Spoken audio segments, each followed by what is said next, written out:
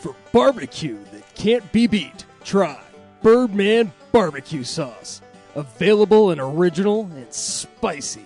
These robust, full-flavor sauces have the awesome power to kick your taste buds in their face. And for that smoking taste on everything you eat, try new Birdman Smoke and Rub. Caution! Meat left unrubbed may suffer from flavor performance anxiety. You can pick up Birdman Barbecue at local area Ace Hardware stores, Ruff's Barbecue in Golden, and the Danny Cash Hot Shop off Broadway. You can also like us on Facebook at Birdman BBQ. Oh no, some scary clown squirted water all over my comics. Never fear, son! In Colorado, there is one place to go for all your comic needs. Colorado Coins, Cards, and Comics. Oh boy, thanks Coins, Cards, Comics, man. Oh no, there's a lady hanging off that building. Can you save her? I can't save her, but you can also save 20% by getting a hold slot at Colorado Coins, Cards, and Comics. Oh no, she's falling. Did you know prices are also falling on back issues at Colorado Coins, Cards, and Comics? Thanks for saving me, Coins, Cards, Comics guy. Now I can buy my son the card games he wants and the sports memorabilia my husband wants. That's correct, ma'am. Colorado Coins, Cards, and Comics knocks it out of the park. So visit 6700 Wadsworth Boulevard in Arvada, Colorado. They're open Tuesday through Saturday, 10 a.m. to 6 p.m. And tell them the real nerd sent you. Does this sound familiar? You're interested in purchasing that new action figure but aren't sure if it's worth it? Well, come check out PlasticExplosion.com, where you can go to find all the latest and greatest action figure previews and reviews. Every week they'll be bringing you reviews and picks from your favorite collections, such as DC Universe, Masters of the Universe Classics, Marvel Universe, Star Wars, Transformers, and many more. Come check us out at PlasticExplosion.com. That's PlasticExplosion.com.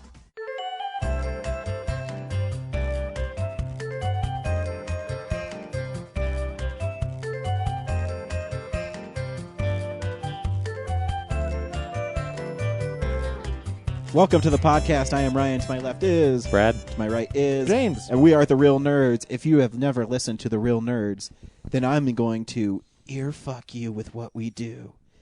I don't know. Thanks. That was aggressive. yeah. Please, no, he's not. Please, no, don't pause it yet. He's not going to earfuck you. Please. Anyways, every week we go see a movie, and me and James' case this week we saw 2 movies. Mm-hmm. Before we get into our main review of movies, we always hit the fan mail section. Mm-hmm. Thank you everybody who sent us stuff. We also do what we've been watching. Now, what we've been watching is anything. It could be TV, it could be movies, it could be the coyotes who are fucking each other across the street. Whoa. But that's what we could be watching. You never know. After that, we go ahead and hit up some box office stats, and then we do some DVD and Blu-ray releases, and we also check some news that tickles our fancy, and then we do a comic book corner. James has a comic book for us this week. I do. And then we get into our 2-movie review this week, but Brad can only participate in one. We also have something special bonus interview thing going on this week. We do. Yeah. Can I finish my thought, and then I'll get into your fucking interview? God damn it. I'm sorry, sir. Oh, you made him mad. Don't make him mad. We also have interviews from Mile High Horror Fest that we will be playing for you. And which one do we have this week, Brad? We have Ani from the Fresh Film News. Ani from the Fresh Film News. Yeah, she was cool. Yeah, they got a cool website, too. Yeah, they do. Especially, you know the guy who runs it, right? I do, Arthur. Arthur Martinez. He's a local actor, and they go around the local Denver film scene and interview people and highlight their work. But you'll find out more about that later. Yeah, tune in on whenever Brad puts it up in the middle of the week.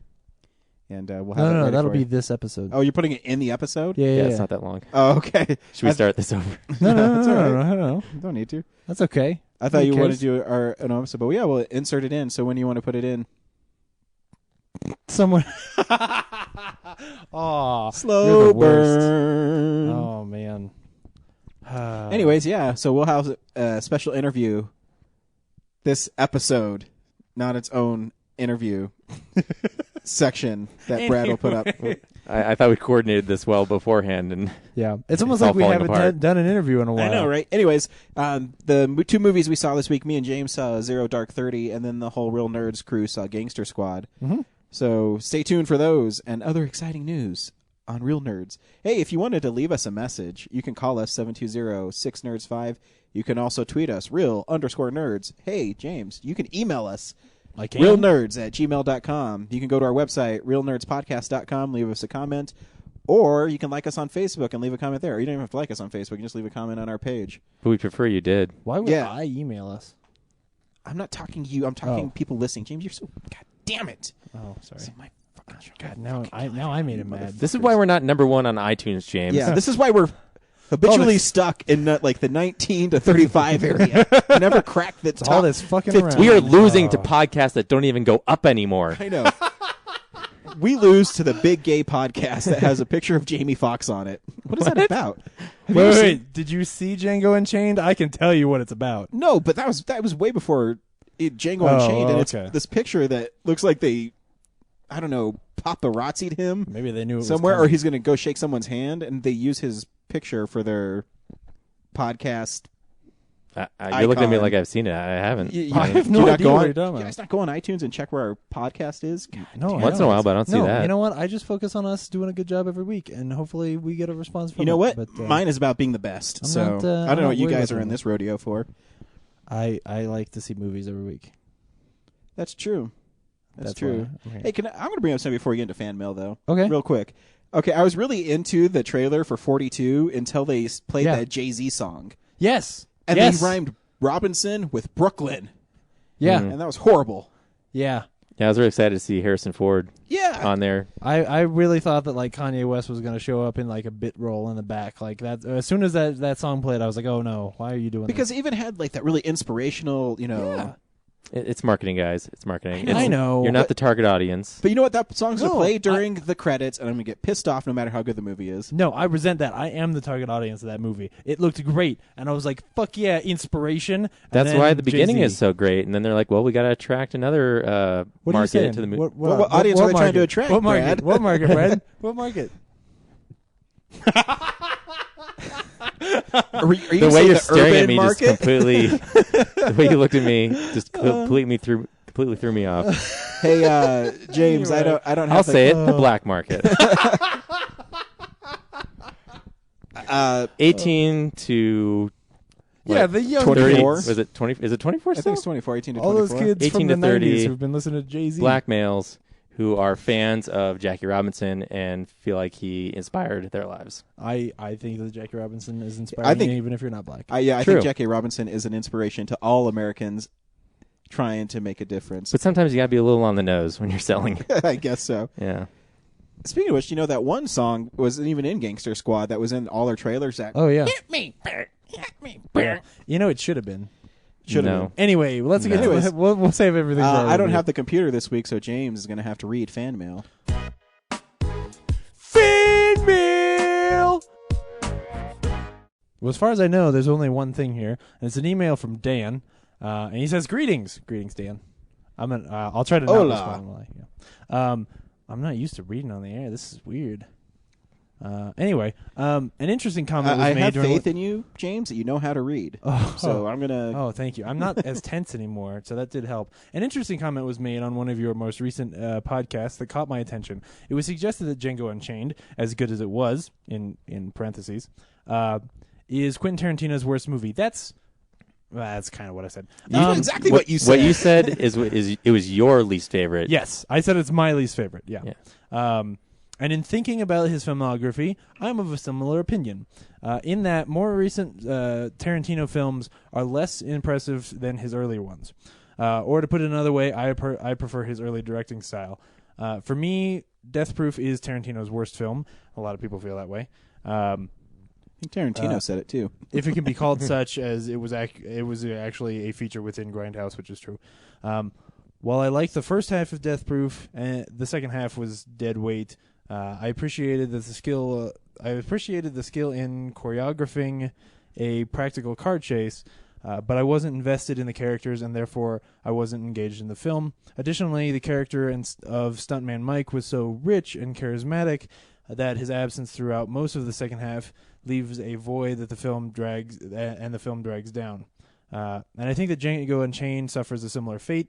I agree with your assessment that the film has pacing problems, especially in the last act, part of that, I believe, is the absence of Dr. King Schultz. He is such a charismatic character that his departure. Spoilers, by the way, for Django Unchained. That his departure leaves a void, causing the film to drag a bit. Most directors evolve their style, but it's interesting how often this fails to produce better work. Regards, Dan. Yeah, that's kind of how I feel. I don't agree that he is going downhill. I think that Inglourious Bastards is a masterpiece. I could watch that movie any day. But that's kind of how I feel about Django. And I didn't say that, and I don't think I realized it until now, but I think he might be right as far as I was concerned. That, once Schultz is gone, I don't care as much about Django as I did Schultz. But I mean, you guys really loved it, so Yeah, I thought it was sweet. So I was bummed out when he gets just dispatched, but I But mean, also, it didn't too, ruin the movie for me. Yeah, to me, it's not that shocking Yeah. because He's named Mr. King, so that and and you kind of you got the feeling that it happens a lot in Tarantino movies where really popular characters meet demises. You know? yeah. Oh yeah. And Yeah, for me, it's really just the pacing. I mean, I love Death Proof. I really do. I think that I am so impressed by that car chase at the end that, and I don't think that Something Mike is necessarily gone. In fact, he just tonally changes dramatically, where he is this sort of whiny bitch, and you kind of want these girls to beat the shit out of him. Stuntman Mike. So When he gets shot is great. Oh, absolutely. When he's sitting in the car and he's like pouring whiskey and he's crying on himself. Oh, man. Kurt Russell hasn't been that good since Overboard. Anybody see that movie but me? No. I've seen Overboard quite a few times in my life.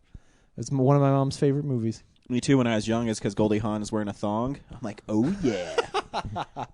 Oh, man. Saying oh yeah. Did my dad say that?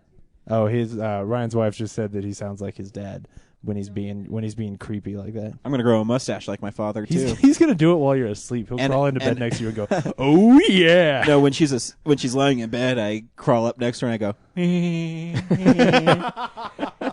Oh, that's awful. Hey, Laura, grab my Peter.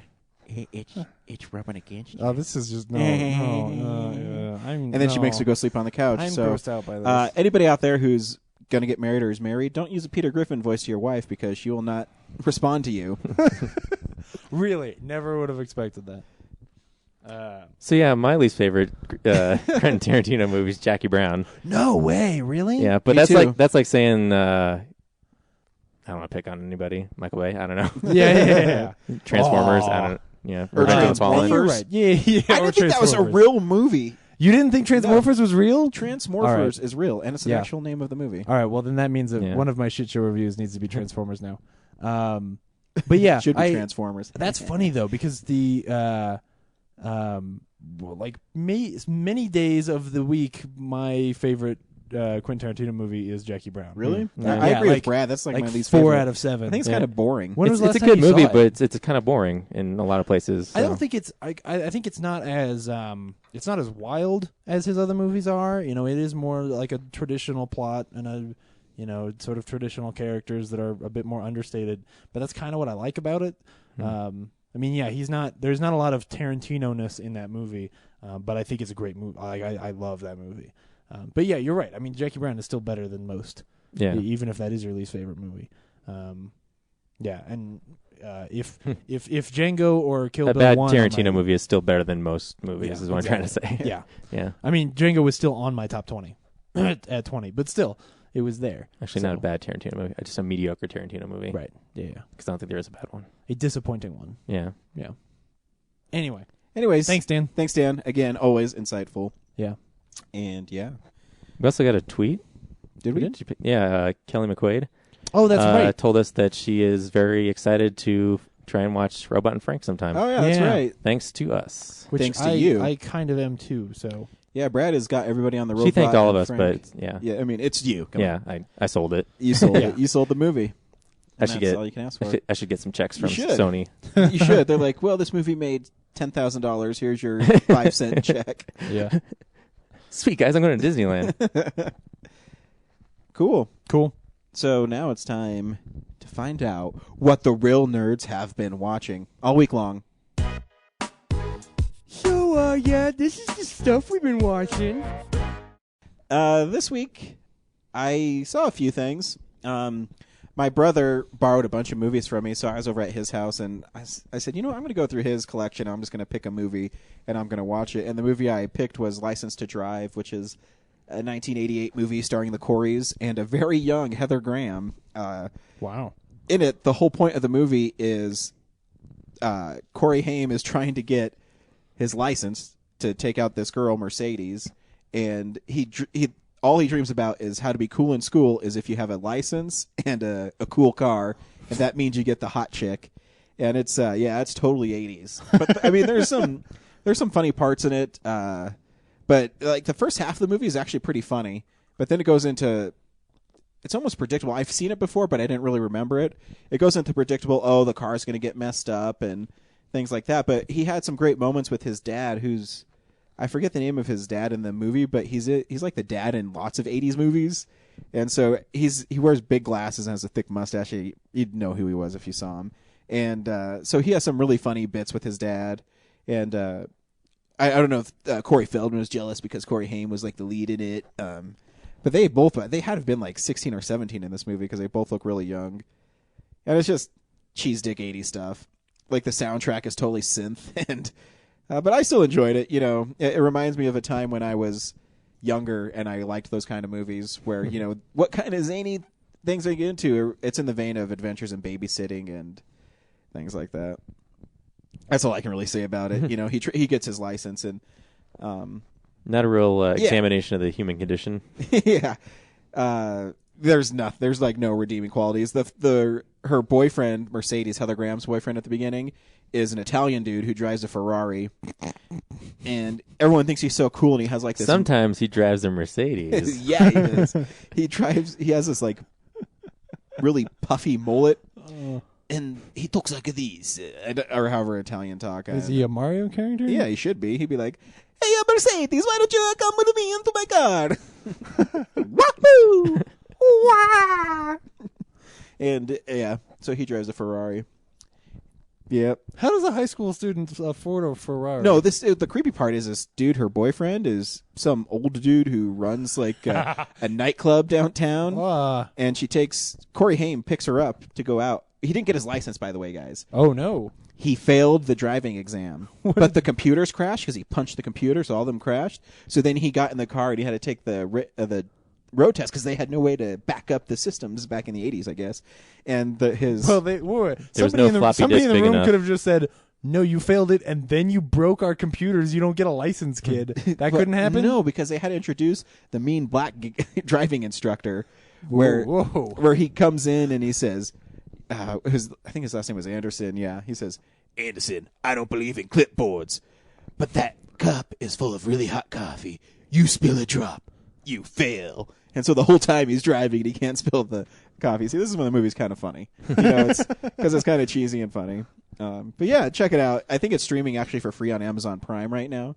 But my brother had the DVD, and I'm going to go back and listen to the commentary just because I can. Cool. I also, yesterday, Laura was working, and I wanted to watch a movie, so I went to Best Buy, and I was going to pick some random movie to watch, and I picked up Sin City, which I haven't seen since it was in theaters. Oh. And the movie is actually pretty cool. It's kind of in the vein of Gangster Squad, where it's a really film noir, and there's lots of monologues or voiceovers of whether it's Josh Hartnett or Bruce Willis or Mickey Rourke, talking over in that really gruff 1940s kind of style. And yeah, the movie's shot really well. The movie's lots of fun. Well, as much fun as a depressing movie can be. Yeah. But the characters are really cool. I think Bruce Willis is really good in it. Mickey Rourke is really good in it. Mickey Rourke plays Marv. He's kind of this deformed muscle guy who's an ex-con. Yeah. And Bruce Willis plays a cop who his last case is the whole town's run by this evil cardinal, and the mayor of the town is also evil, and his son is a pedophile, rapist, murderer, Yeah. And Bruce Willis finally catches him and shoots off his dick and shoots off his hand. And his partner backstabs him, Michael Madsen, and he has to go away. And I really liked his arc because at the end, Bruce Willis ripped off that dude's dick and punched his face until it was gone. That yellow bastard. The movie's really shot really cool. I really think it's very creative. Oh yeah. And as far as capturing the essence of the comic. Because the comic was all done on it was all done with negative space. The way that Frank Miller draws it, I think he even draws it on black paper. Which is really cool because I've said this before. I don't think Frank Miller's a very good artist. Yeah. His art style kind of drives me nuts. Well, because it's all silhouettes. It's not even there aren't hardly characters. They're just outlines of characters. But what Robert Rodriguez did is he really brought the world. Brought you into the world. I mean, there's really cool highlights. I mean, a lot of the girls had colors on them. Yeah. It was just really well done. Because it sort of kicked off that whole this movie was filmed entirely in CG thing that then 300 did and The Spirit did. Did you watch The Spirit? No, I've still never seen The Spirit. I still want to see it just because I don't know why I want to see curious, it. yeah. Yeah, curiosity, I guess, is the... I want to see Put how me to bad sleep. it is. Did it really? Yeah. Wow. Yeah, I heard it's horrible. Yeah. Yeah, Frank Miller shouldn't make movies. It looks pretty, but it's not very interesting. Well, and it's not The Spirit. That's not what The Spirit looks like. The Spirit doesn't look like Sin City. The Spirit is blue. Yeah, it's really crazy, too, because remember, The Spirit's poster was exactly like Sin City's poster. And, oh, yeah. So it's almost like Frank Miller didn't learn anything from being on a movie set from Robert Rodriguez. He just copied it. But Frank Miller has a cameo in Sin City. He plays the priest that Marv kills. That's right. That I forgot. And all the actors are really good in it. I mean, all of them are. Benicio del Toro's really good. It's funny. I remember I saw that movie with my brother, and we got home, and I didn't really know, we didn't really know what we had seen or if we liked it necessarily. And so we went right back to the theater and watched Hitchhiker's Guide. So we spent 8 hours in the theater that day just because we were we need to clean our palate because that was weird. It is, and Elijah Wood plays a really weird character in it. Oh, he never speaks, and it's kind of cool seeing him play something different. Rutger Hauer has a good part in it. I mean, there's lots of famous people in it. Yeah. And I guess they probably did it because maybe shot for a week and then they left. Oh, yeah. And so, yeah, I mean, I got it on Blu-ray. It looks amazing on Blu-ray. I mean, it's beautiful on Blu-ray. I might have to check that out again. I also watched Indiana Jones and the Last Crusade. And awesome. I think of all the Indiana Jones, that one actually moves the fastest, where they kind of are always doing something. Yeah. I don't think it's the best one, but I mean, I was saying that it's not the best Indiana Jones is just silly.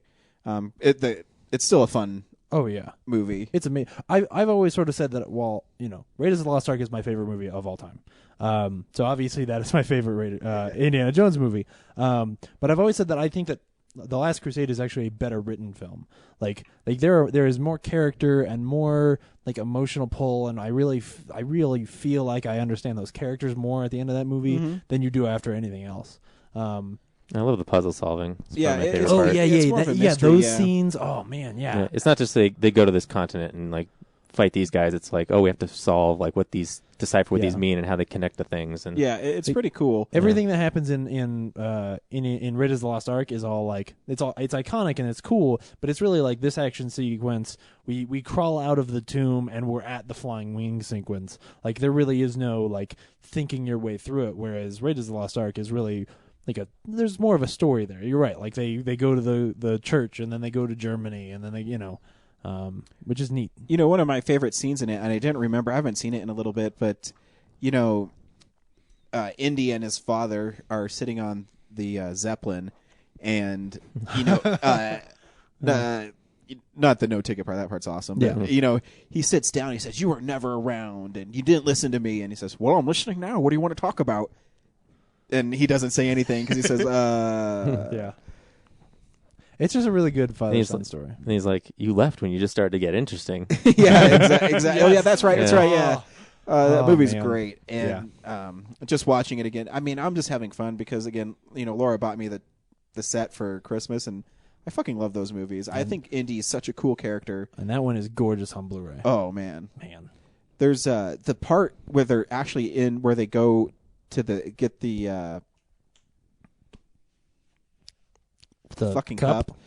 The fucking cup. The fucking cup. Indiana Jones and the fucking cup. Yeah, but it's so beautiful, like the lighting in that scene. Even when the dude drinks from the wrong cup and he starts deteriorating, man, those effects are still pretty good. I always thought that the leap of faith was going to be something that when you, that it wouldn't quite hold up, and it still looks good. It does. Like that It still illusion trips me still out. Yeah. still totally works. In the when I saw it in the theaters as a kid, when that guy's face, like when that guy turns old, freaked me out so bad. Yeah, it's still pretty freaky though. Yeah.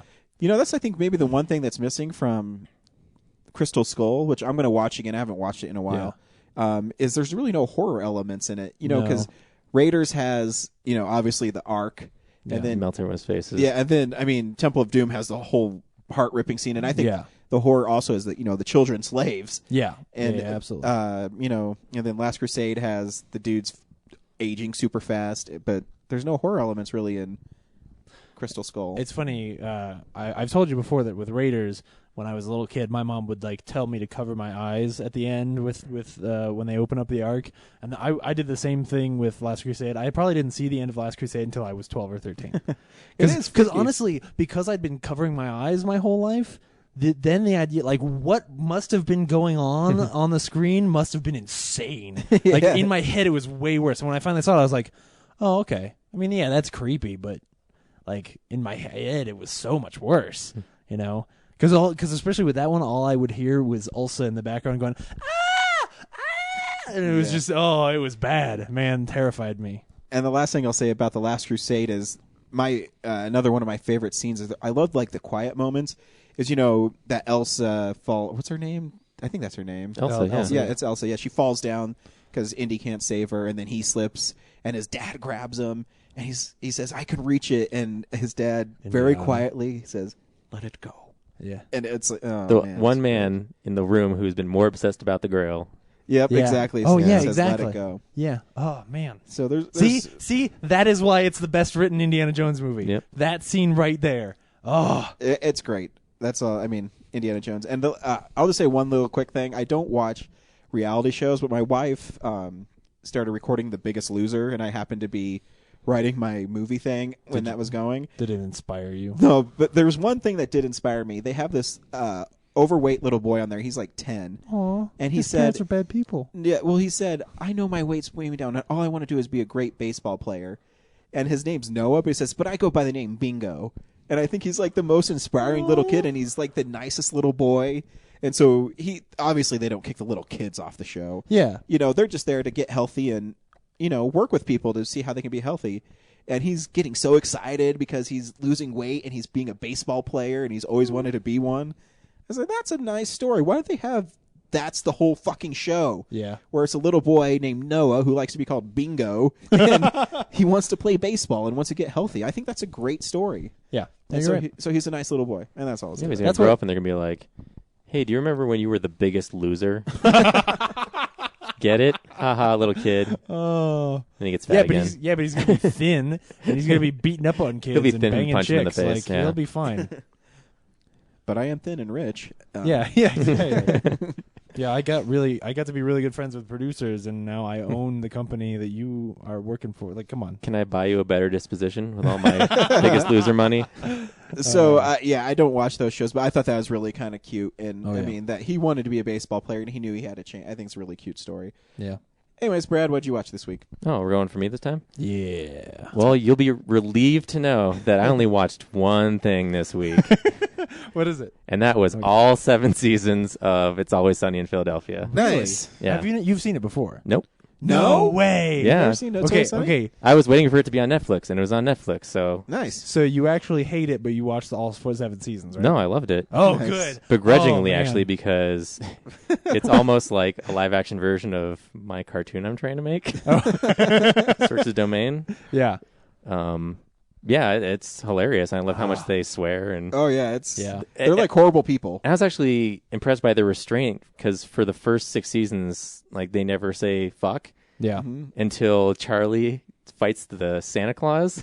Yes. Jesus. Well, because that was a DVD. That was a movie released. It was never aired on TV. Oh, so I that's was like, how'd why. they get away with this? Like, Yeah, He exactly. says it way too many times to bleep on TV, I think. So Yeah. Or to so save. that's on Netflix too. Very Yeah. cool. Oh. Yeah, it's lumped in with one of the seasons. It's not like a separate. Yeah, I think it's like the season 5 or season. I think it's like the season 5 finale, sort of Christmas special if you're in Britain. Yeah. I mean, there's just so many moments from that show that I love, and it's funny because Laura just started recording it when it was on syndication, and I watched like 2 episodes, and I ran to Walmart and I bought like the first 4 seasons because they're all like $10. Oh yeah. And oh man, I could not stop laughing. The O'Boyles, where they Yeah. turn up the heat in the fucking bar. Oh yeah. I haven't I just brought wa- out my I just one secret watched- weapon. Boom, my body. I just watched that one last night. Not kidding. Love that Because I've been episode. watching it as I go to sleep, just because I've seen them all so many Where times. Frank's, Yeah. it's like Die Hard. Oh man.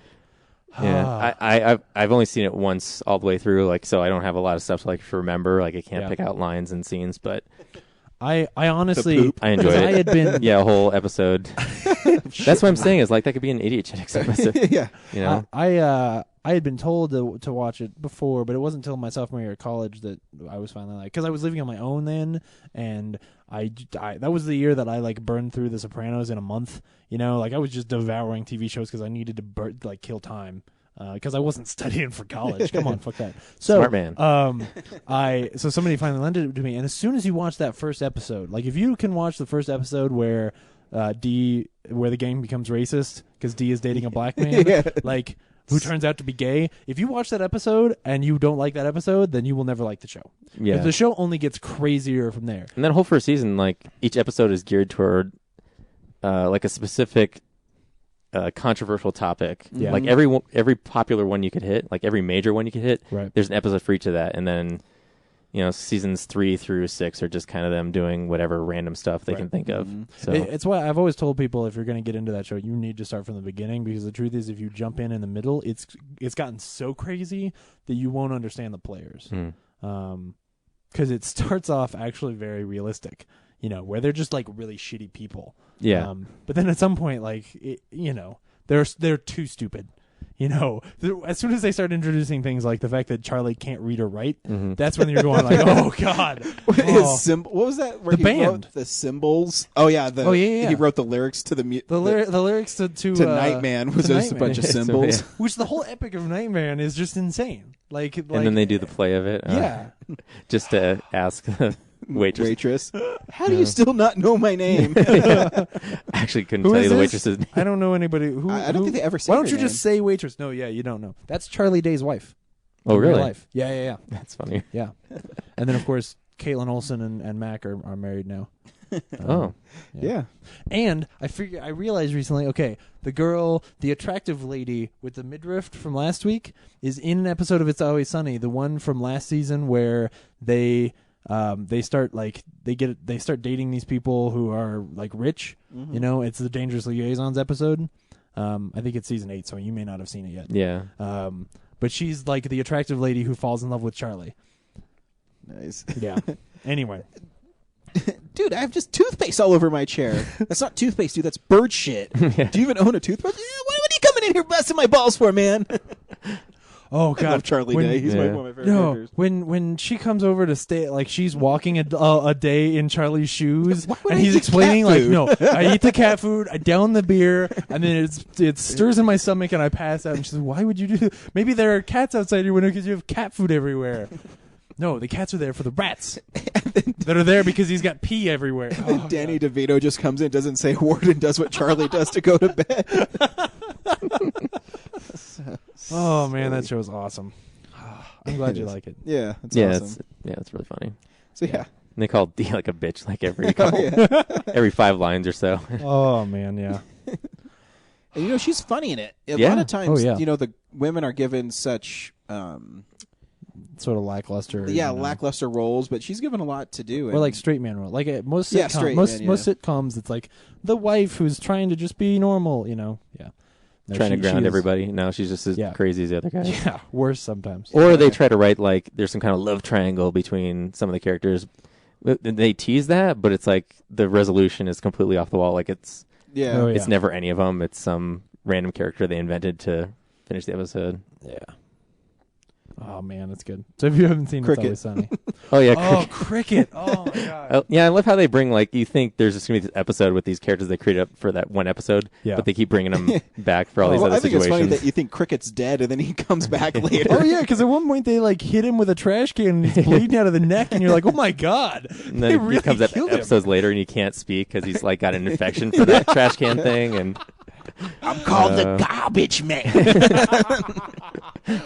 Oh man. Anyways, go see Mac It's is Always bad. Sunny. Yeah, Yeah. And now it's all on Netflix. Yep. Dude, yep. what are we doing here? I laughing my ass off when you find out his name's Ronald McDonald. It seems like so, like what? oh, that's in season 7, isn't it? Oh yeah. When they go Where to they the, go to the high school reunion, high school reunion? and they It should give have been him like his the name last- tag, and it's Ronald McDonald. it should have been like the last episode you've seen. Actually, I still have 2 to go. That's the Oh, last okay. 2, so- Those are the two. Yeah. Sorry, I just ruined Yeah, it for you. yeah, we just ruined the first joke Damn of the next episode you have to watch. I was trying to get to those last 2. I just didn't make it in time. Oh, that's all right. I did burn through 7 seasons in a would've- week. So, Who would have thought that we would have made reference to that joke? so James, what'd you watch? Well, I'm still sort of rebooting from the new year. I rewatched Lawrence of Arabia, which I got on Blu-ray, Nice. and I don't want to talk about it too much because there are other things. But it's gorgeous. If you've never seen Lawrence of Arabia, you got to check it out. I mean, it is like 4 hours long. I forgot it was that long. It's the epic of all epics. Yeah. And the first half, I think, is still really great. Like, before the intermission is still an awesome movie that I think you could sit down and watch it in one sitting and almost just watch that as a movie, and it's pretty cool. You know, it's funny you posted that, and Sound of Music has an intermission in it. Oh, that's right. Yeah, because I posted on the Facebook Yeah. page, like, well, when was the last time you watched an intermission, a movie with an intermission? And so, actually, it is Grindhouse the last time, at least in theaters that I saw one. Yeah. Hamlet's the last one I saw. Oh. Yeah. Oh, wow. 4 hours. Well, but see, on Blu-ray, they take the intermission out. Do they? Yeah.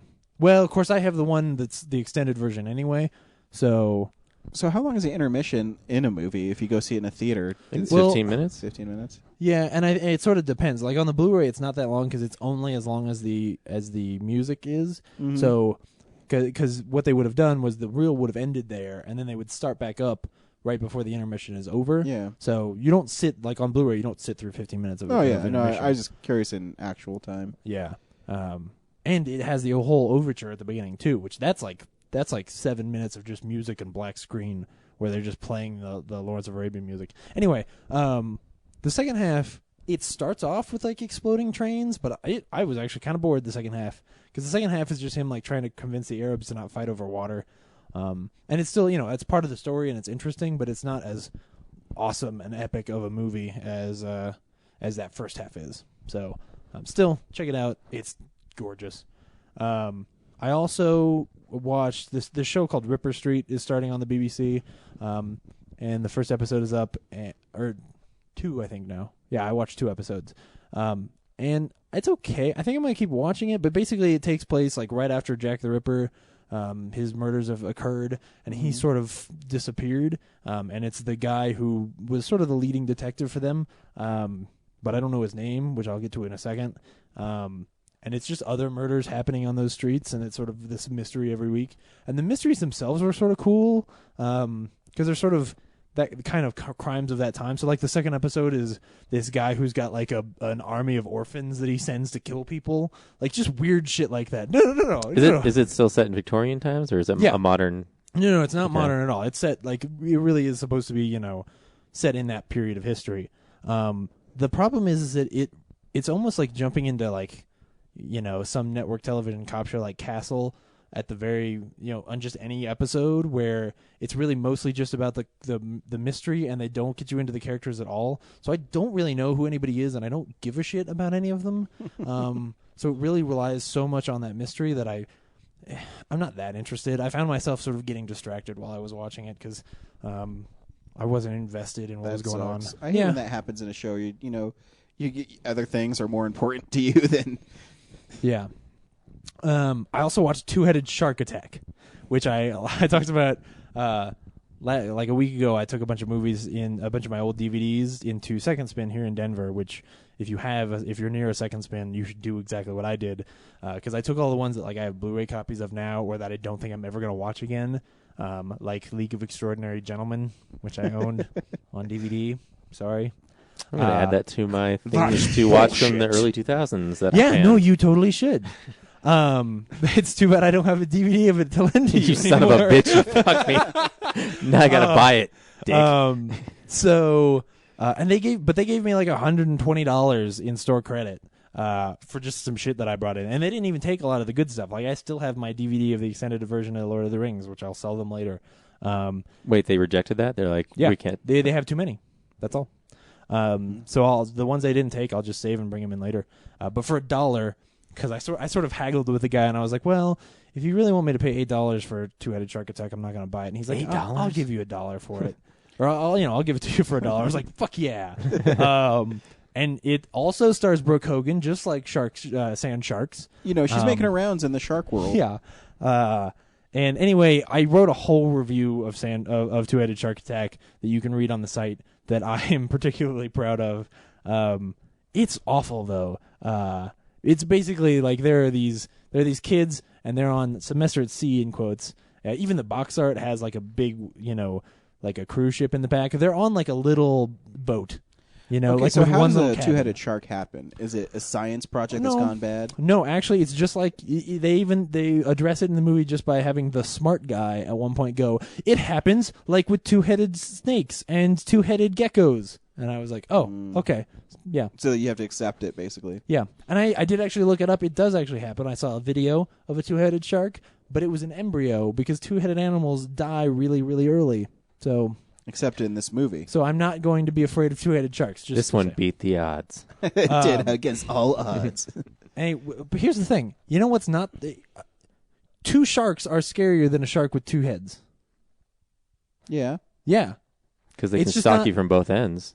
This one's limited by the other one's decisions. Right, exactly. And it's just not... It's not very... The only thing kind of scary about it is that if you were running away from a two-headed shark and you ran faster than your fat friend, and the shark was eating your fat friend, the other head could still attack you.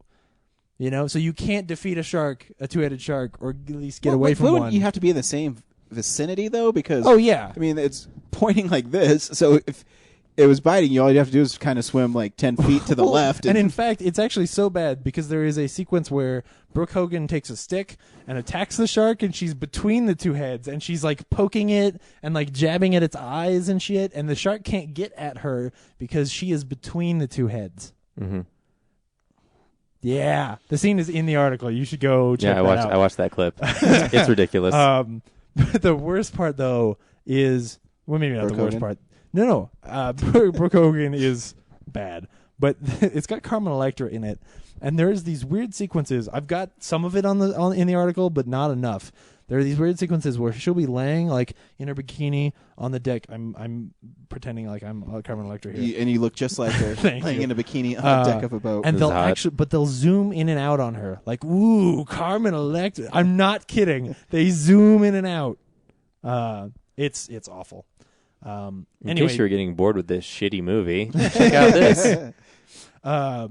Anyway, go read the review. The good thing that I watched this week, though, is that Justified came back. And here's where I'm going to play my cards. Ryan, I got you into Lost, right? Sure. And you like that show. I do. And if I tell you that not only is Justified my favorite currently running show, that I think the first episode of that show is one of my favorite episodes of all time. If I bring you Justified on Blu-ray, will you check it out? I will. Okay. That goes for everybody listening. You need to be watching Justified. Patton Oswalt started on the show this season, and his entry into it was really funny. Is he a recurring character or just a one-shot? Yeah, no, he'll be recurring. Not in every episode, but he'll pop up every now and then. He'll be like Bob Odenkirk in Breaking Bad. Yeah. It's just great, man. The characters are so much fun. And I mean, yeah, it's about like hicks in the hills of Kentucky, but it makes them really interesting characters, and it tells especially early on in the show, it tells this sort of redemption story of Boyd Crowder that I think is amazing. It makes you love its villain maybe more than any show I've ever watched. Anyway, you got to check Justified out. It is so good. All right. I forgot how much I loved it until this first episode of this season because it's, man. Yeah, bring me next week. This I'm week I'll excited be to watch it watching again. Deadwood, so make sure you bring Oh, well, the truth is you should watch it after Deadwood. You're gonna have an old fantastic week. Yeah, I am. because it's the same character. It really is. Anyway, that's what I've been watching. Cool. Box office numbers, guys. This is the box office stats.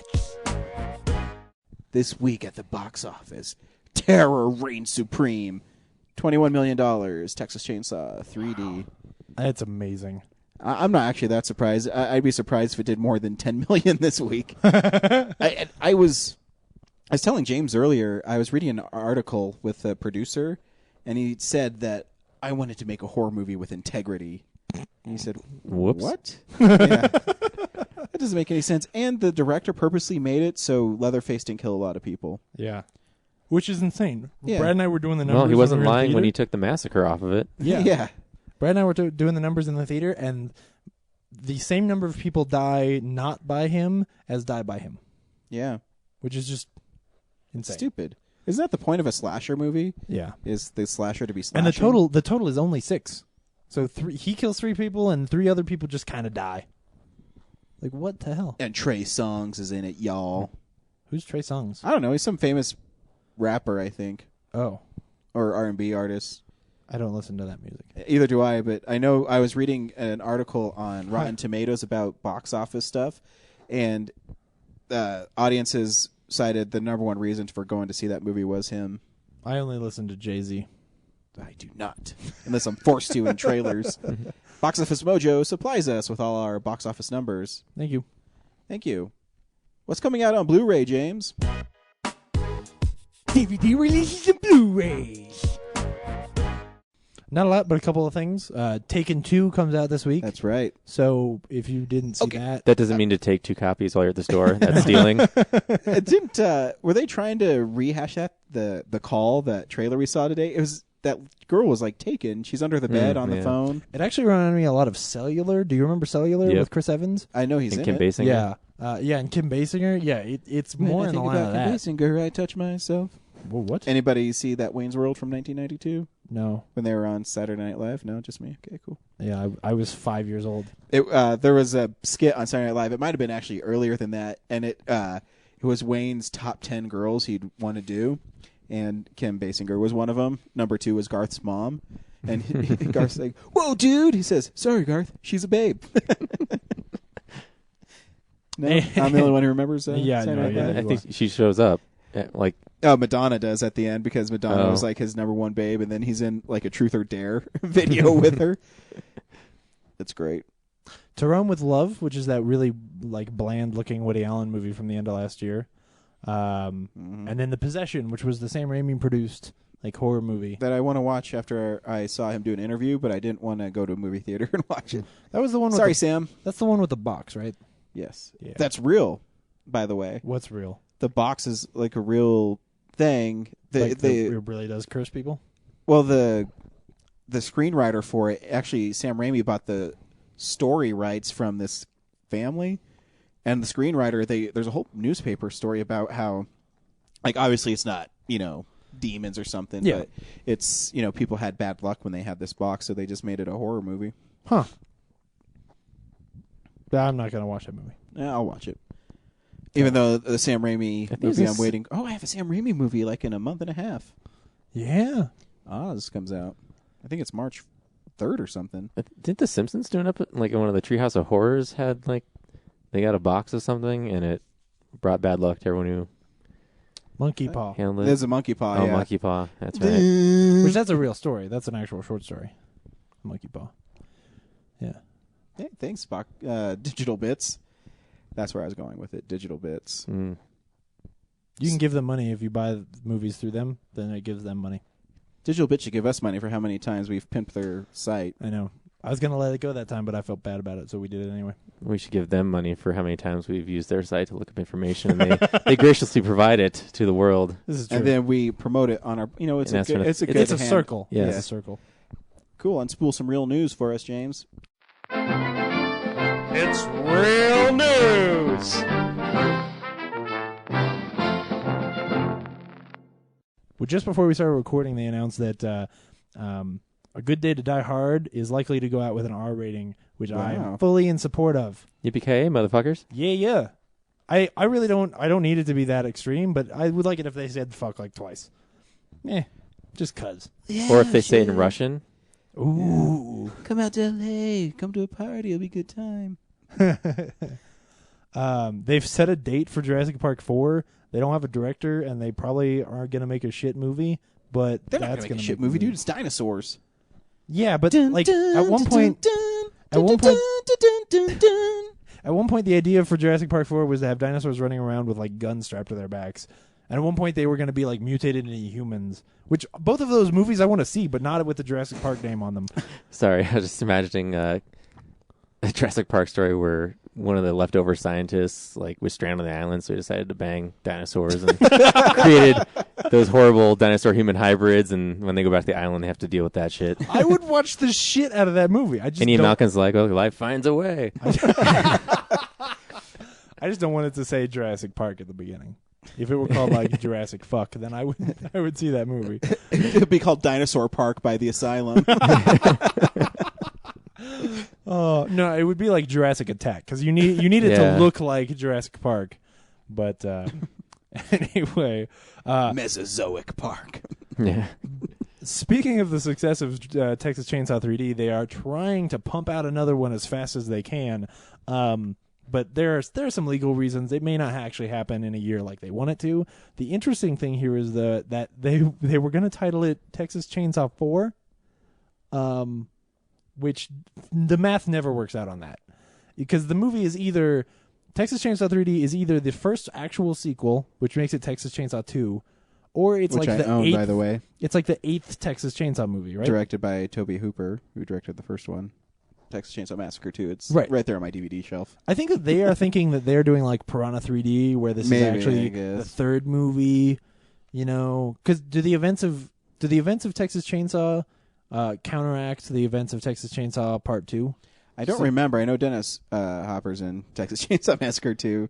I haven't watched it since it came out on DVD 2003. Well, no, I guess it must, because if the family and Leatherface are in Texas Chainsaw 2, then yeah, they are. Then the fact that they all get killed at the beginning of Texas Chainsaw 3D, I guess should mean that Texas Chainsaw 3D doesn't think that Texas Chainsaw 2 exists. Ugh. I'm so lost right now. Did not follow any of that. Exactly. That's why they might as well have just called it like Texas Chainsaw 14 and just completely thrown the numbering out the window. Because that is how Chainsaw little 3 double D. Sweet. Ooh. Yeah. Well, maybe they'll actually show some boobs in it. After Piranha 3 double D, maybe that's not actually that cool an idea. My number 74 movie of the year. What is that? Is that the third worst? It's Sand Sharks. I think it went Sand Sharks, Twilight, and then Piranha 3 double D. And then I can't believe how high up Ghost Rider Spirit of Vengeance was on your list. Well, it's like in the 50s, wasn't it? Yeah, but there was like good shit under it. Whoa. Like what? I don't remember. I don't. I just remember good shit. Still shit, but good. Better stuff under it. According to you, Brad. You lame Ms. Well, no, I was fucker. It wasn't just the good thing. I was thinking like he would rather rewatch Ghost Rider Spirit of Vengeance than this other movie. Like I couldn't believe that. Yeah, maybe. Ghost Rider Spirit of Vengeance was not unwatchable. Sorry. It was just dumb. That's a little unwatchable to me, James. No, you're right. You're right. We'll get to that too. The very last thing is that they are finally moving forward with an adaptation of Y the Last Man on film, and they have tied Dan Trachtenberg to direct. Now, you've never heard of Dan Trachtenberg, I have, but you have. Yeah. Okay, good. Anyway, he did that trailer, or no, he did like a short film a little while back. The Portal. You're talking about Portal, yeah, No Escape, which is really cool. And if you haven't seen Portal No Escape, you should go check it out. But the reason I know about Dan Trachtenberg is because he's one of the hosts of the Totally Rad Show, which is one of the podcasts that got me into listening to podcasts in the first place. And I've always thought, that his commercials and stuff were really cool. So I think he's not a bad choice. The reason I think he's a great choice is because he is also the reason that why when I got into comics, one of the first things I bought was Y the Last Man, because he clearly loves that book. And even if they have to change stuff, it's kind of like a Peter Jackson situation. I want them to go in and change stuff and make it a good movie, because it's not going to adapt necessarily well. But somebody like him who is going to understand really the heart of that book, I think is a good choice for directing that movie. Because it's like one of his favorite comics. So I think that's cool. Anyway, we're going to call that news. What about Steven Spielberg Robo postponing RoboCop? Oh, well, yeah, but basically, Robo Apocalypse. First, they said it was going to get that it's going to get delayed, and they acted like it wasn't going to get made at all. But Steven Spielberg said, like, no, it's just on a short delay. I mean, it doesn't seem like a big deal. Yeah, whatever. I was just jerking you around. Oh, okay. Grauman's Chinese Theater is no longer called Grauman's Chinese Theater. Actually, I am upset about that. Yeah, but it's changed its name. It's before. Progress, yeah. You know, it'll. These things Whoa! happen. Don't say Progress. Mickey Cohen might. Anyway. I am progress. Oh, there's also some other You're news gonna wear for us. Progress. Oh, yeah, did we we haven't sign talked up to about that. something this week? Oh, yeah. Yeah. You can now listen to us on Stitcher Radio. Make sure you set your favorite radio station on Stitcher to The Real Nerds. Which is pretty cool. It is really cool. It's made it a lot easier to listen to the show on the site, too. Oh, yeah. Because it's not just a play button. You can pause and And you can Yeah. skip move forward around. and stuff. And Yeah. Yeah, you can pick a spot on the timeline. You don't have to just Yeah. hope that your browser doesn't refresh. Yeah, which has been a problem for us for a while. Yeah. So, And it's really easy. It follows you down when you're scrolling down. So you could read our amazing blogs while listening to the show yeah, and skipping the parts you don't like, when I talk. very cool. So, yeah, Brad's always finding new innovative ways to get us out there. So, Yep. yeah, keep up the good work, Brad. Thanks. Thanks. James really signed us up, but No, it's all right. No, give Brad all the props. It's okay. Anyway, Thanks, James. that's news. Thanks for signing us up. Cool. So now we're going to go ahead and play an interview that we did at Mile High Horror Fest, which is with Brad. Ani from Fresh Film News. Thanks. I forgot. .com. I thought it was just Fresh Film, so I'm going to have you Passing the ball to me. pass the ball to you. Save your own ass. Yeah. Yeah, Ani from Fresh Film News. Like I said, she and Arthur Martinez cover all the local filmmakers in Denver doing their, upstart films and shorts, and they go to all the happenings around, and they post their reports on their website, freshfilmnews.com, and Ani will tell you more about it now. Okay, cool. Welcome to another exciting edition of Mile High Horror Fest interviews with the real nerds. I am Ryan. To my left is James, and we are sitting down with Ani Carino. Hi, Ani. How are you today? I'm good. How are you doing? We are doing fantastic. And what are you from? I don't know. Oh. What are you doing here, I guess, is a Well- better word. Well, I'm actually with an online publication called Fresh Film News. Uh-huh. So we are at freshfilmnews.com. That's where you can find us. And I'm just a writer, and I'm covering the event for tonight. So You're running the event tonight, so... no. I'm just covering it. So who's Cool. here and who's doing what? We mostly cover local filmmakers, and so that's what we do. That's cool. So what was the first film you've ever covered for the site? Can we find out about it? Oh, the first film. These are the let's kind of see, hard-hitting that was- questions that we ask. Yeah, that was a while ago. It was by a man named Glenn Burgess. It's called The Worst Movie Ever. Worst movie ever. Yeah, so I highly recommend you guys check it out. It's pretty good. So is it a bad movie? You know what? You're gonna have to watch it and decide for yourself.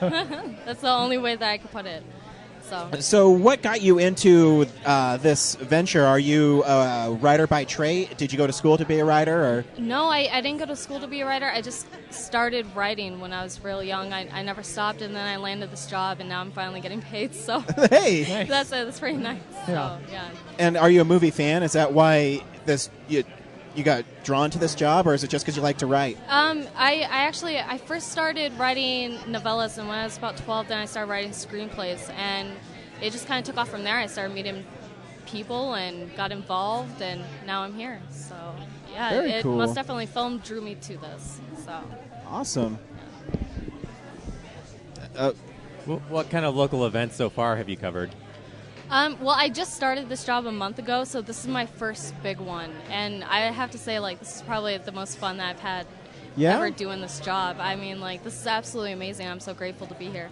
So what specifically are you covering here? Are you just covering the movies? Or are you talking to interviews with people? Or Well, we're doing a little bit of both because we only cover local film, and we're all in the interest of the local filmmakers and the stuff that they do, and especially since, horror is so huge here in Denver, we came out here to cover the local artists. So, is horror really a big genre in Denver? I had no idea.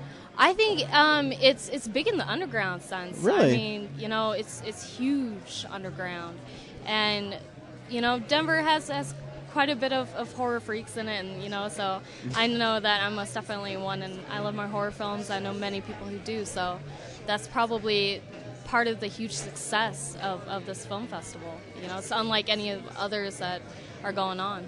So. I had no idea. What are some other part of this underground? What are some other avenues to access the horror underground? Like, is it just can you only come to stuff like this and find out about things? Or absolutely. We actually even have some stuff up on our site right now. Especially if you go well, you don't have to go too deep to find the underground stuff. I mean, really, there's 5-minute film festivals and stuff like that happen here all the time. So we're also in the interest of publicizing that as well. So. And do you do all this coverage alone? Yeah, we cover everything: actors, filmmakers, producers, and we're also in the interest of helping promote other people and other works, not just horror film, but tonight's a really good night just because this is a pretty big film festival here. Is there a lot of Colorado films here? It's that's kind of a loaded question. Just mostly because we have a pretty good film community here. We're not huge. We're not like New Mexico or anything like that. We're a little bit different. We're a little more earthy. So, I'm hoping that through this site we can become a little bit bigger and a little bit better and a little more connected, which is something that our community needs, most definitely. So sorry, you keep saying we, but we've only got you on the show, and you that's what I was going to ask. How many are there? Right. My publisher, Arthur Martinez, so he's the one who actually created FreshFilmNews.com, and he's actually working right now, so he couldn't be here. So, unfortunately, you only got me. No, we'd rather have you. I've only been working with the company for a month, so yeah. That was just weird. I was looking to it as an audience member. I was like, she keeps saying we, but when I asked her if you did, I usually have Arthur with, but he's busy right now. When you work, you're a team, so it's always a we. Yeah, it's always we. Is there a lot of other reporters that work for you guys too, or is it just you and Arthur? Actually, I'm first hired on, and we're looking for more writers right now. We've gotten to be absolutely swamped, and we love it. We need more people on right now, so we're kind of going through a process of talking about who and when they're going to start. So what are your favorite kinds of movies? What's your favorite? Do you have a favorite movie? Could I? It's so strange. I like every genre movie, but I think the movies that I connect with the most are the ones that are about just the ordinary person in extraordinary situations. I think I relate with that the most. And so, like Iron Man? Iron Man. The only superhero to reveal his identity. I don't think he's all that ordinary with his billions of dollars. So I just have a huge crush on Robert Downey Jr., so I try to throw him in every conversation. He does have beautiful eyes. He really does. Yeah, he's a good-looking man. And when he talks, I just listen. And I mean, some people listen, but I listen. Yeah, you really listen. I really listen. Yeah. So can you give us specific types of, like, a movie that you say that maybe a lot of people haven't seen, but you really like, and you're like, hey, you should watch this movie because it's great? Oh, you know what? It's strange. I really don't, because of a lot of the films that I do know, it seems like a lot of people have already watched them. So I can't say that I know of one specific film. I mean, there is one that absolutely touches my heart, and it's a French film, but it seems like everybody's already seen it. It's called Amélie.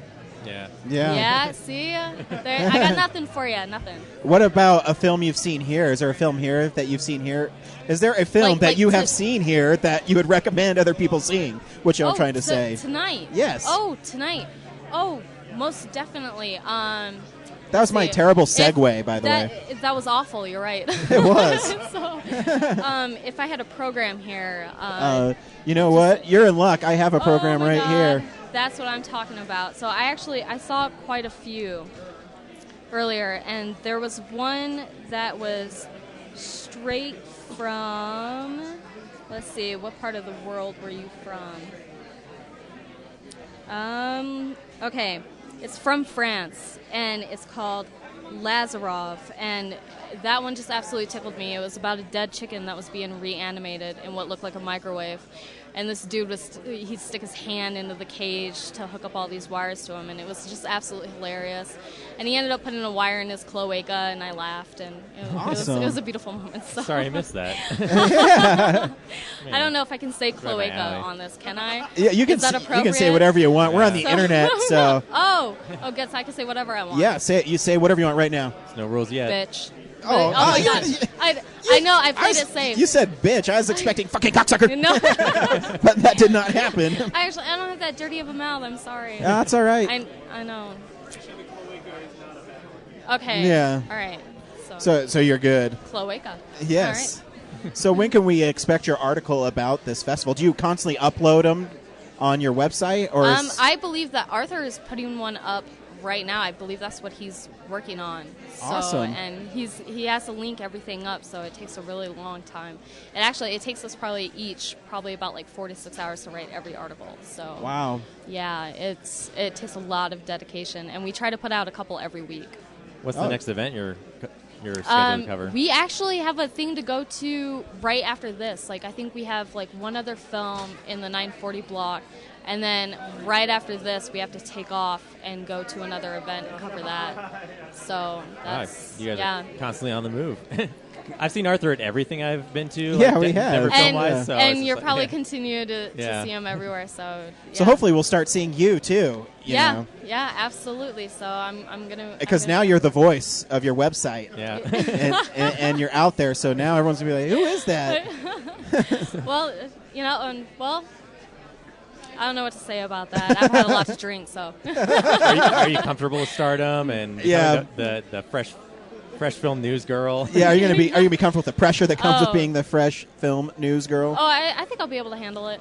Good. You look like you can. I feel like I mean, can, you're drinking a Cinco by Del Norte. Mexican style lager, which I've heard great things about. Yeah. I've never seen that beer before in my life. I haven't either.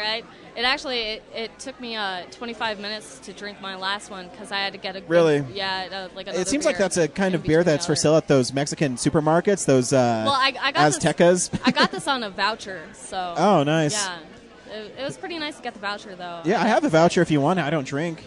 Would you like it? Yeah, I would. I would like it. All right. I'm pretty sure I'm gonna get another one after. All right, this. it's in here somewhere. Yeah, there you go. It's one for the road. The one for the road. Don't drink or drive. A message from the Real Nerds Podcast. So, yeah. Awesome. Well, thanks for stopping by. Yeah, we really appreciate it. Thank you. So I'll be sure to get a mention of you guys up on the site. And cool. Like that yeah. And just for everyone listening, we reiterate where people can find you. Yes. Oh, that would be www.freshfilmnews.com.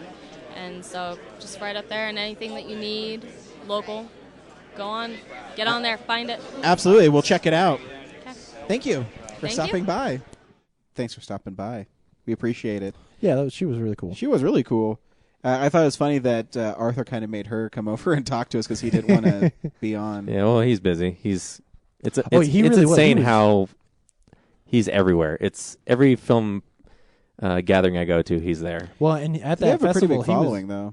He was just sitting in the corner writing like the whole time. Yeah, he's always writing. He's always pad out, jotting notes. And he'll stop into some for like 5 minutes, talk to a few people, and then he'll leave and go to another one that same night. It's insane. So very cool.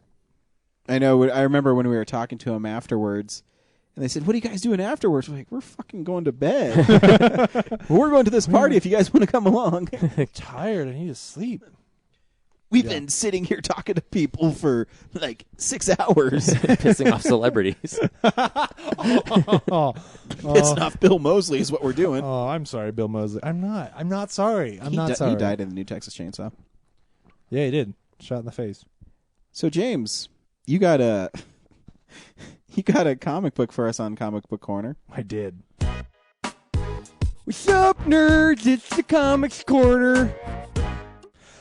Speaking of horror, I'm surprised I've never done this book before, but it's one that I sort of I have a weird relationship with, because you guys know I don't like horror, but if you talk to anybody who does, and anybody who likes comics, they will tell you that the one comic that has gotten horror right more than anybody else is this book called Preacher. When I first got into comics, it was one of the books that I picked up, and I remember I read the first trade, and I put it down, and I thought, yep, I'm not going to ever read that again because that was fucked up as hell. And like 3 days later, I went and bought the next trade. So Preacher tells the story of basically an angel and a demon have sex, and their angel-demon sex baby is this thing called Genesis, and God locks it up in a cage. And then God goes on vacation because he's afraid of it. God takes a vacation? Yes, God takes a vacation. He gets tired? This is really important. God takes a vacation, and Genesis breaks out, and it flies down to the earth and slams into this preacher named Jesse Custer. And when it does so, it blows everything up in his town. And basically, it gives him a few different powers. The most important one is this thing called the Word, where he can. His eyes will go all red, and when he says something to someone, they have to do whatever he tells them to do. Basically, he can break people's free will. But what he decides to do is at first he's just sort of trying to figure out what the hell happened, and then once he finds out, he's trying to find God so that he can make God pay for all of the shit that God has allowed to happen. Along the way, he befriends a vampire. And finds his old girlfriend, and they run into some hillbillies, and they kill some hillbillies, and there's this whole organization that's got like the retarded 1000th generation of Jesus's children locked in a cage. Like, there's just fucked up shit going on in this book, but it is constantly entertaining. The thing that sort of won me over on it actually was that the introduction to the second trade, which the second trade is by far the best part of the story, because it is sort of this love story between Jesse and Tulip, and sort of how they got together and why their relationship is so difficult. But the introduction to that one is written by Kevin Smith, and I love his introduction to that book. And it sort of won me over, and I was like, oh, okay, I've sort of found my way into that book. And it's really badass. If you like horror at all, you should check it out. Or just if you want like a really edgy graphic comic, you should go buy it. And you can get it for really cheap at Colorado Coins, Cards, and Comics. I saw the entire collection there today. Say what? Say what? 20% I know. off? I know, seriously. And I'm sure that Andrew would back me up. I'm sure he's read it because everyone has read Preacher. I haven't. You should read Preacher. You said everyone, and so you just fucking lied to everybody. I know, you're right. You're right. Anyway, so check that out. By far, Cool. It's cool. Another different comic. At one point, there's this creepy dude. You mean there's comics other than Spider-Man out there? I don't know. There's this creepy dude. He's got a giant woman that he made out of meat in his barn, and at night he crawls what kind into of meat? Just like leg of meat? lamb. Yeah. Some of it's sandwich meat. Some of it's just like a big leg of lamb. It's like a big chicken nugget.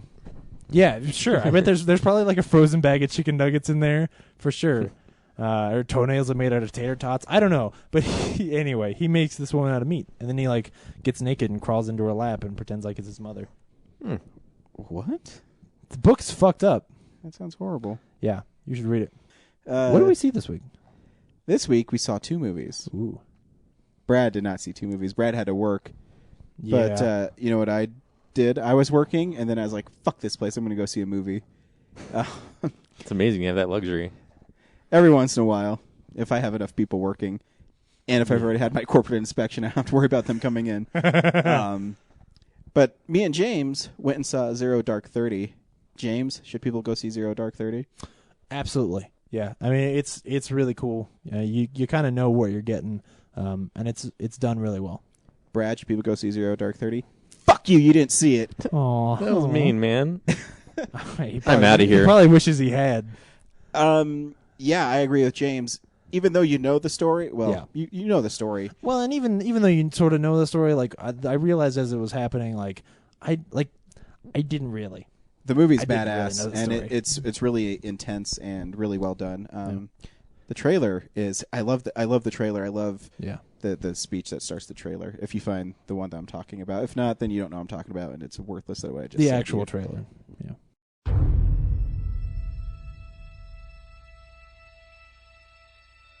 Can I be honest with you? I am bad news. I'm not your friend. I'm not going to help you. I'm going to break you. Any questions?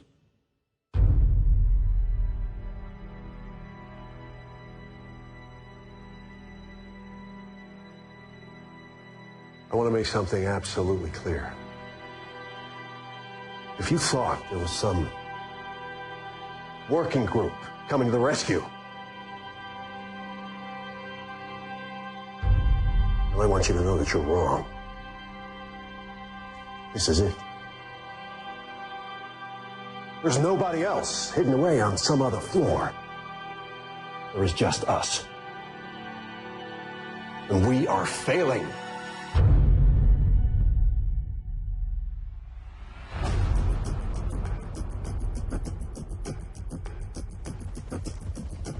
You really believe this story?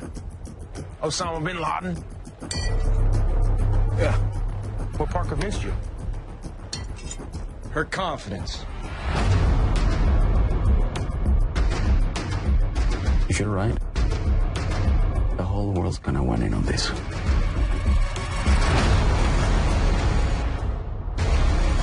You will never find him. He is one of the disappeared ones.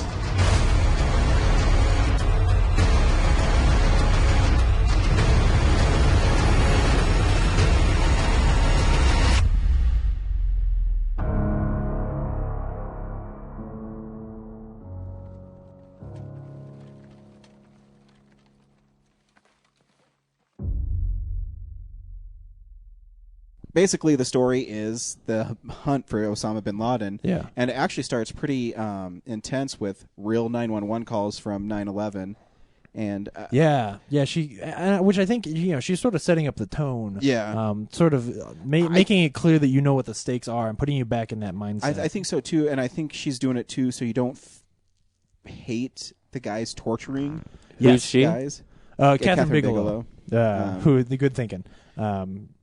Who Because- obviously directed The Hurt Locker. Yeah, I mean, it's probably 5 minutes to start is maybe not that At long. least. I mean, the whole It's- opening sequence, which is probably a good it's 15 minutes. It's a black screen of just that. 911 calls, and I mean the one that obviously they purposely edited the one where the lady's just screaming that she's gonna die, and then the 911 operator says, "You're not gonna die, you're not gonna die," and then it cuts out, and that's the one that they wanted you to remember, and this is why they're doing this manhunt. And because the next 15 minutes after that are basically long torture sequences where they are bleeding information out of this guy, and it's you're right. Like, it's one of those things where you kind of have to be in that mindset of like, oh yeah, the stakes are very high, and that is why they are. And doing these it are this all way.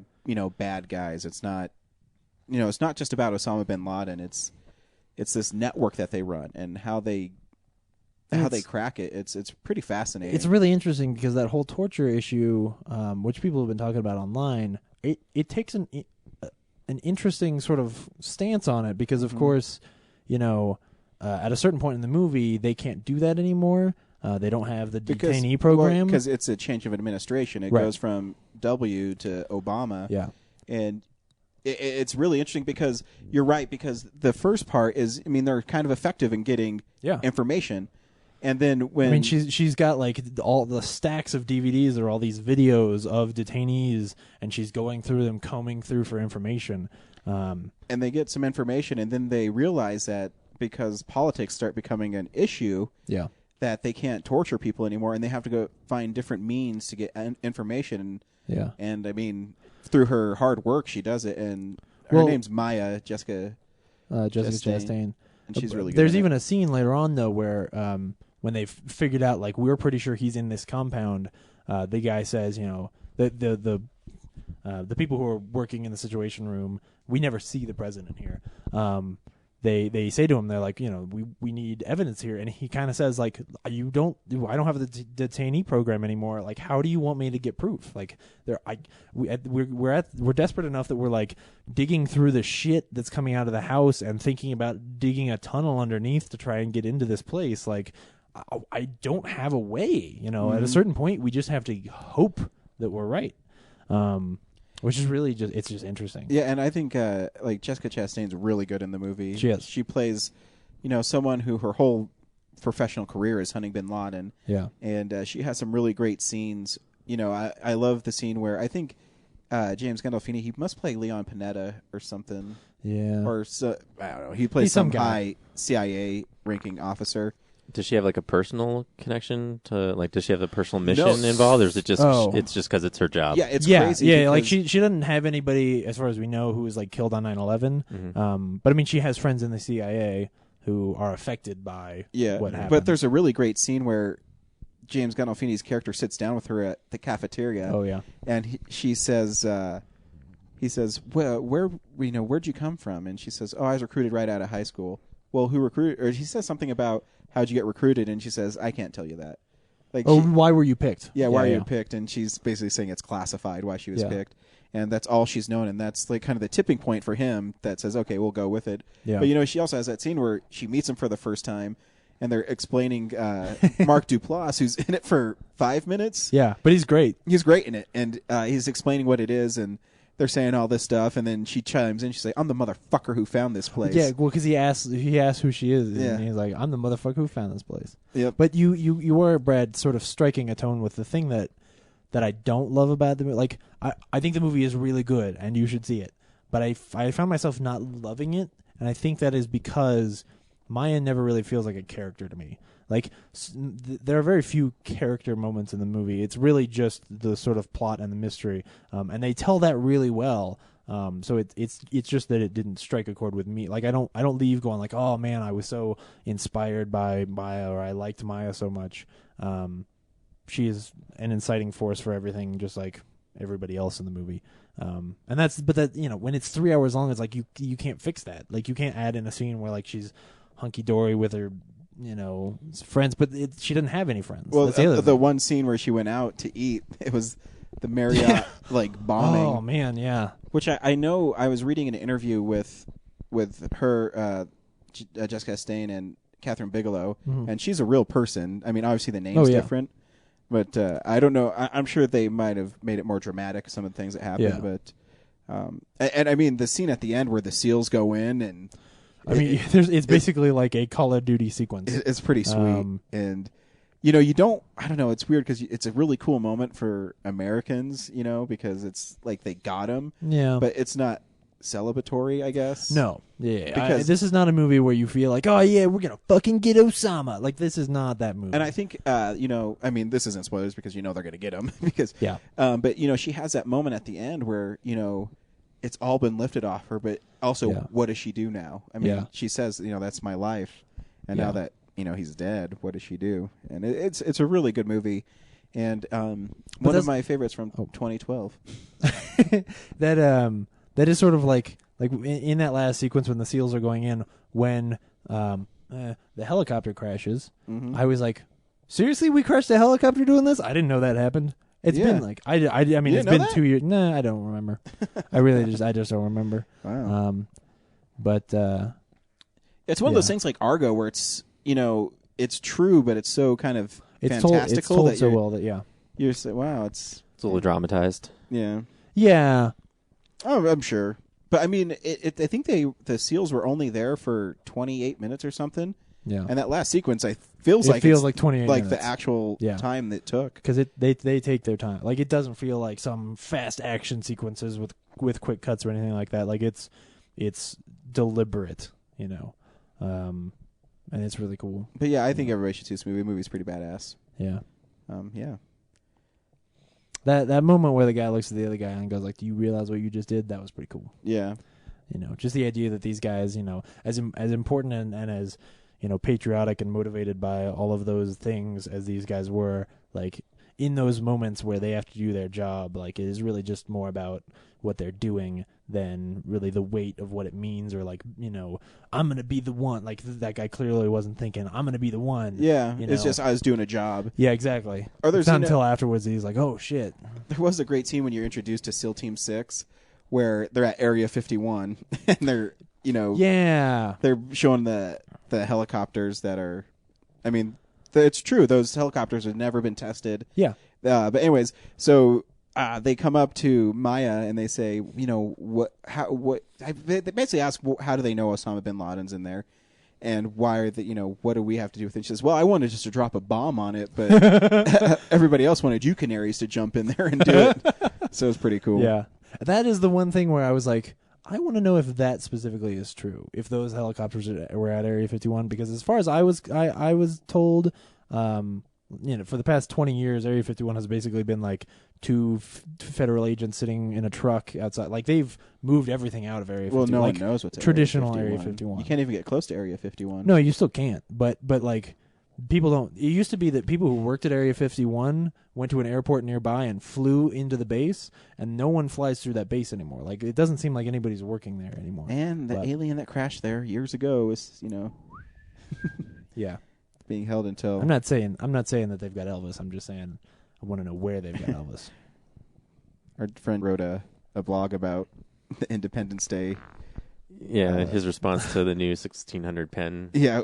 Sitcom, he decided that that time and money would have been spent producing a continuation of Independence Day, starring the President Whitmore and his struggles to rebuild Which the is nation. a great speech. I love that speech in Independence Day. Oh, hell yeah.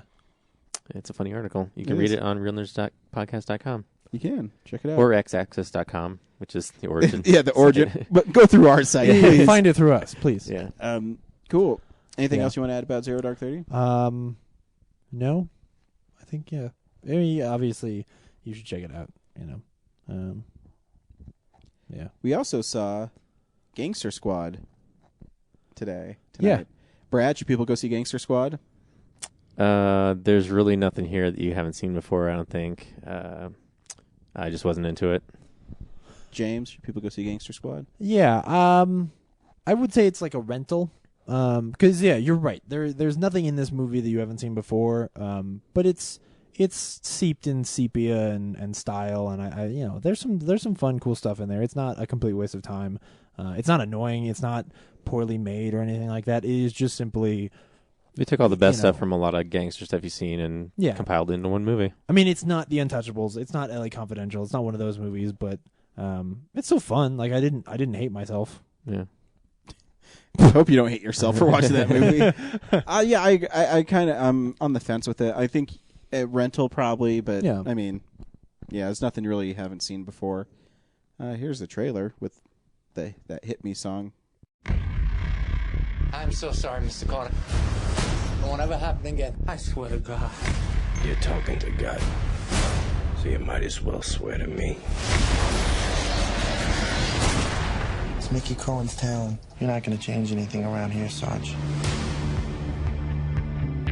We're losing Los Angeles to an Eastern crook.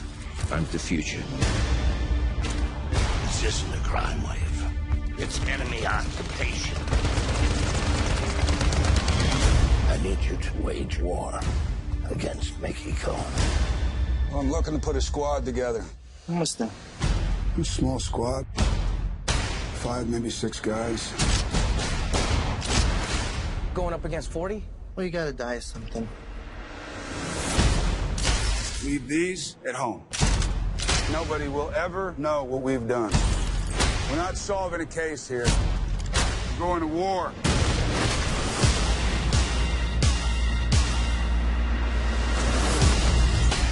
What's your racket, handsome? I'm a Bible salesman. You want to take me away from all this and make an honest woman out of me? No, ma'am. I was just hoping to take you to bed.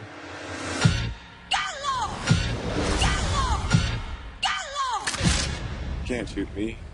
You're a cop. Not anymore. Fighting these bastards. Give us sense. That's it. I have to finish this. Why didn't you tell me you're a cop? I'm looking out for you.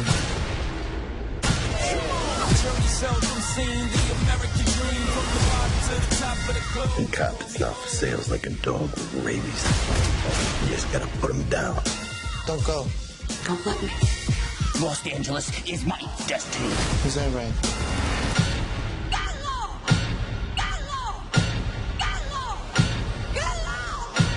You will find out!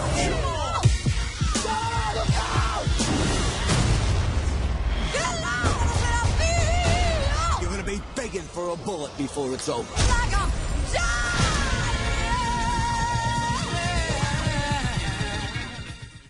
Anyways, the movie, I thought the movie was visually really cool. Oh, yeah. I loved the characters. I was telling my wife, I said, man, I wish I could pull off the trench coat fedora look, but I just don't think I could. I think it sucks that men don't wear hats like that anymore. I know. Like and if all wear men suits just everywhere. wore hats, oh yeah. If you do, you stand out like a sore thumb. Yeah, you look like an idiot. They're like, oh, look at this fucking ass clown. Oh yeah, the whole look of L.A. at that time and in the movie, I think, is really cool.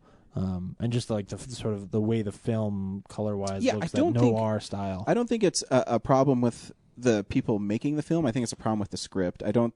Yeah. Because I think, I mean, I think all the actors are pretty good in it, except for Sean Penn. And the movie is shot really well by Ruben Fleischer, who did Zombieland and Safety Not Safety. No, not Safety Not Guaranteed. It's Gone in 30 minutes. Yeah, 30 minutes or 30 less. minutes or less. Oh. And so the movie's cool. Actually, I thought one of my favorite scenes in the movie, which I thought was kind of interesting take, is when they were busting him out of the Burbank police station, and they would shoot the gun and then do like a freeze frame. Oh yeah, where it was kind of a graphic novelty, pulp comic kind of look. Yeah, well, because it was dark, and so all of the flashes. The flash from the guns being. I think the fight in the elevator early on is pretty cool. Yeah. Josh Brolin taking no nonsense. Yeah, cuts that dude's hand off with the elevator. That was cool. Did they rip a dude in half? Yeah. At the very beginning. Yeah. But yeah, the movie's cool. I think I the thing I don't like about Ryan Gosling is you just like him so much, and he's such a good-looking guy. You're like, fuck that guy. I should hate him, but I love everything that he does. Usually. Yeah, he is almost. He sort of just skates by on cool. Like I don't really necessarily know his character, and I mean the movie. The movie is so chock full of cliches that you can boil it down to a place of like, there's the cowboy with 2 6-shooters, and there's the black guy who's good at throwing knives, and there's the quirky, there's the smart dude who knows how to use radios, but like, and he, his plot is that there is this shoe shine kid who gets killed, and that's his motivation for wanting to break the law and kill gangsters, and it's silly. But he pulls it off so well. I thought it was cool though, because you see the trailer and you thought he just joined them right away. Yeah, and he actually broke the law before he even joins the gangster squad. Yeah.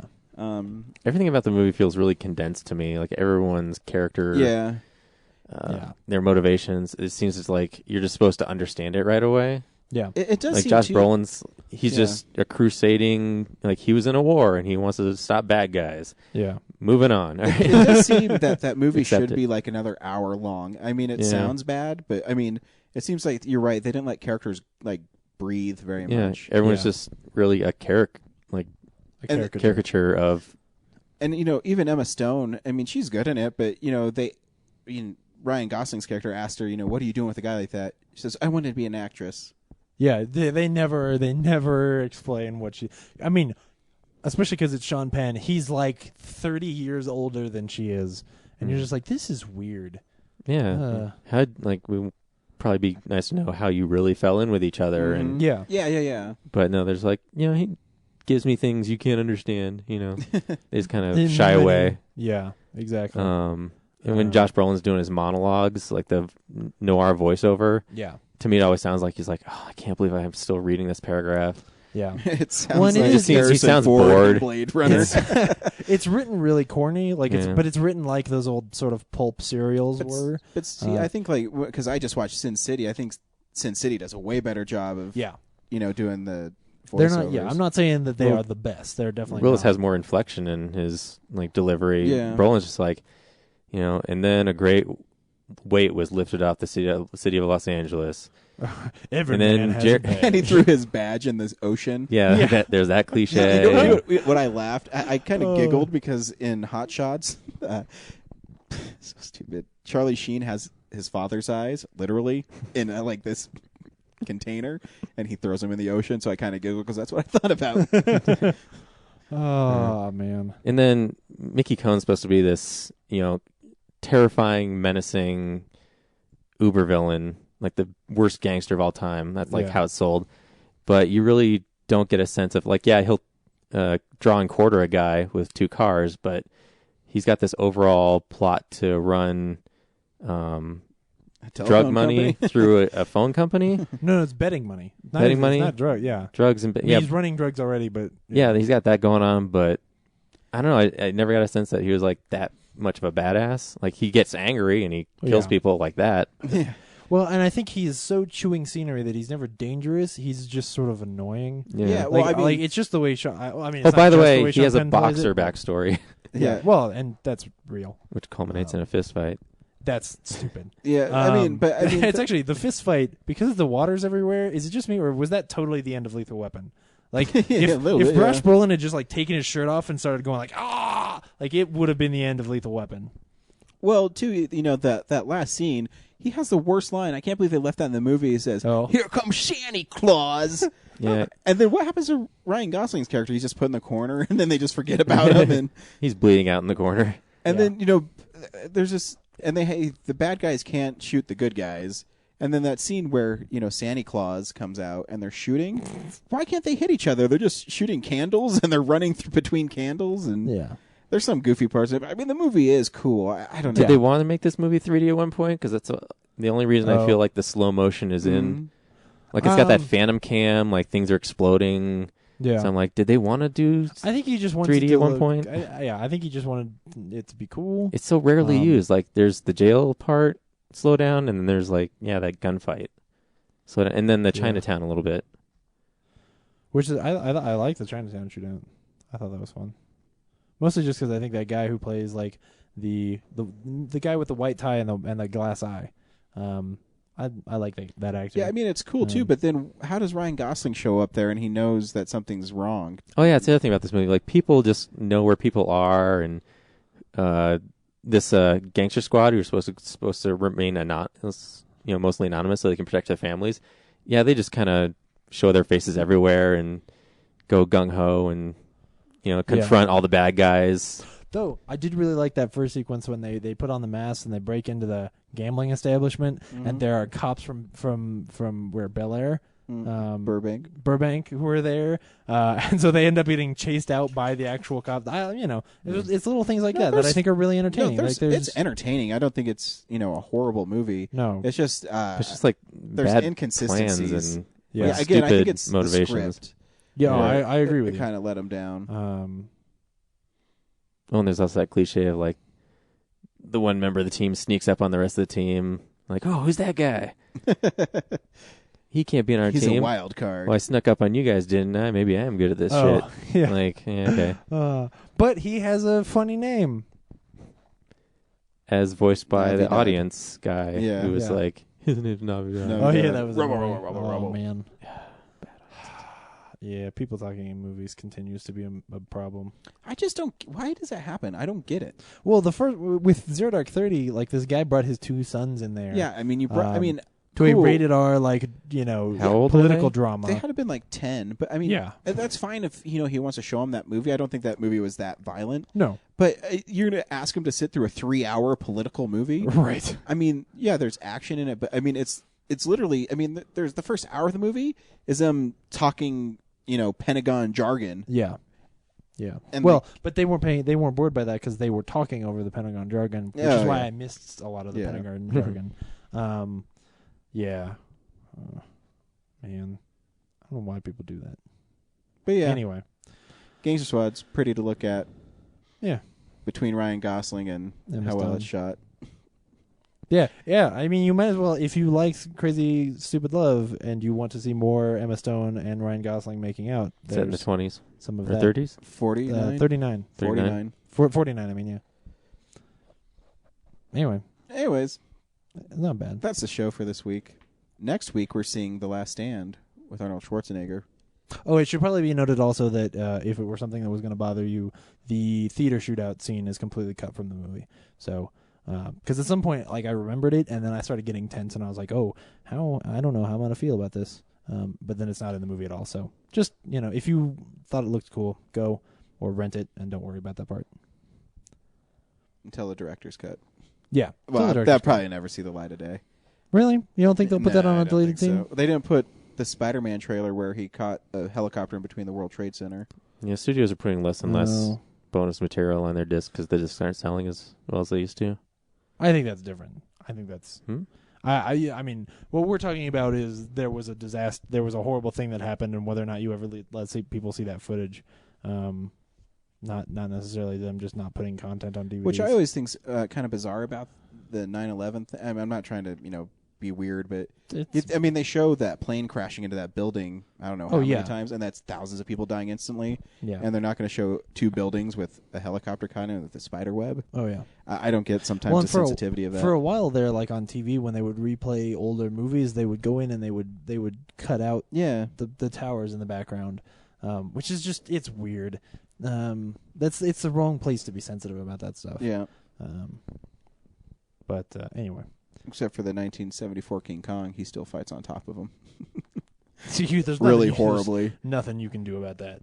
You can't get around that scene at all. No, I own all the King Kongs, and I haven't seen the one from I think it's 74 in the longest time. And I said, oh, it's only like $3 on DVD. I'll fucking get it and watch it. Ew. Yeah. It's literally a dude in a gorilla suit. Yep. Like Stewart. Congo. Congo is better. Yeah, it is. Bruce Campbell's in it. He dies really early. Actually, he's in Maniac Cop 2, and it was streaming for free. Oh, yeah? Bruce Campbell. And I says, oh, sweet. Bruce Campbell movie I haven't seen. He dies in the first, 5 minutes. Guess what I did as soon as he died? Turned it off. Because I already knew it was Cheese Dick, and then I had no other reason to watch it. Anyways, next week we'll be seeing The Last Stand. Arnold Schwarzenegger's first starring role since 2003 was Terminator 3, I think. Was it? Yeah. Collateral Damage, also a movie that got postponed by 9/11. It was. And another movie I'll be adding to my need to rewatch list. Really? Oh. Collateral Damage isn't bad. I've never seen it. Fire Axe was sweet. Yeah. I own it. You can borrow it. I've never seen it. That might be one of the things I should do this year, because there are a lot of those big Cobra or what's that? Cobra's so boring.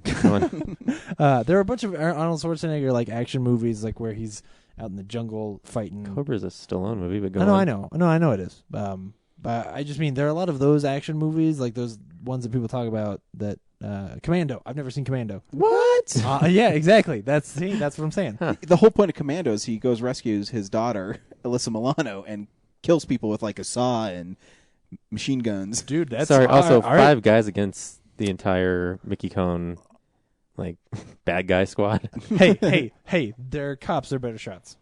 Yep.